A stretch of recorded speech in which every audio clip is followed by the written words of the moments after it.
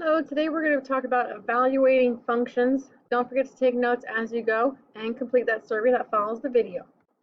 All right, so the first thing we need to go over is what is function notation. So make sure you're getting all of these definitions down. When we evaluate functions, they're written with a specific type of notation. This notation looks like f in the set of parentheses and then an x inside. The way we say this is like f of x. So if there was a g there instead of an f, we would say g of x. And this represents a function. It's not, like I just said, it's not always an f and it doesn't have to be an x. Other examples would be like this. So this would be g of n, h of x, and t of k. So this notation is taking place of y. So in the last unit, we saw a lot of y equals, and then there was a quadratic that followed it. And we could plug in numbers, we found the vertex and substituted it back in. So all that's happening is that the y is changing into f of x. It's not really changing much about the problem though. It helps to see what values we need to use to evaluate the function. And so what that means is you're going to be getting numbers that are going to go into this spot here, and it's telling us what numbers to put into our equation. Let's see an example.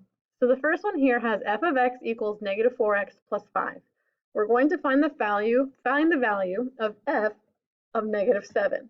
So what that means here is, do you see how this x was replaced with this negative 7? What that means is anywhere you see an x, you're going to replace it with a negative 7. So in this problem, it's here with the x. So it's going to look like this.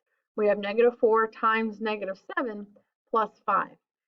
So over here, this just represents function notation. This doesn't mean anything other than that. It's not f times negative 7, it's f of negative 7, or f at negative 7.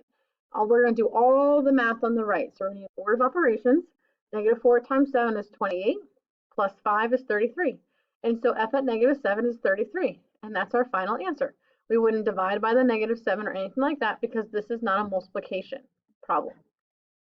Let's do another one here. I have g of x is x cubed plus x. We're going to find g at 2. Well, now I have x in more than one spot. So what we want to do is make sure anywhere there's an x, we're going to replace it with a 2. The way we write this is going to be g of 2 is 2 to the third power plus 2.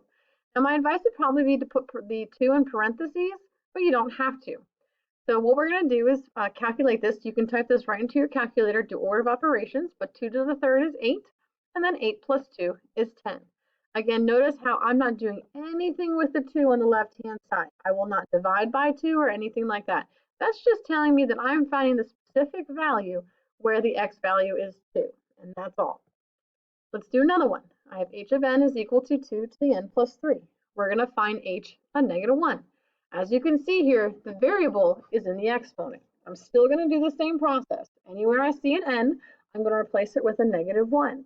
So for this problem, it's going to end up being up here in the exponent. So before I can do anything with the 2 in an exponent, I need to combine my two numbers here and here. So negative 1 plus 3 is 2, and now I can do 2 squared. My final answer is 4. So the way we write it, h of negative 1 is equal to 4. So all of these examples have numbers. In this final one, we're going to show you an example where there's a letter or an expression. And so we have d of 2n plus 1. Well, we're going to still replace, in this problem it's a g. See how there's a d here with d of g?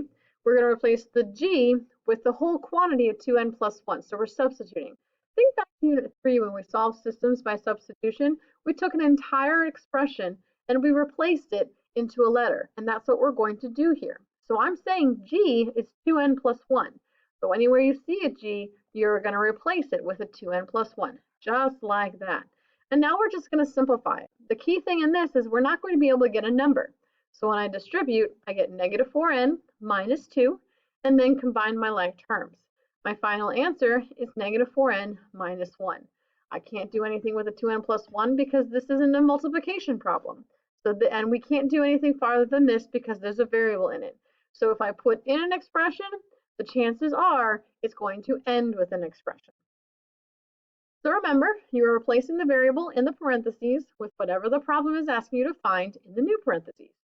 Then we're going to solve using order of operations. We do nothing to the left side. It just stays how it is. Here's your survey. Please make sure you do it and come back tomorrow with questions.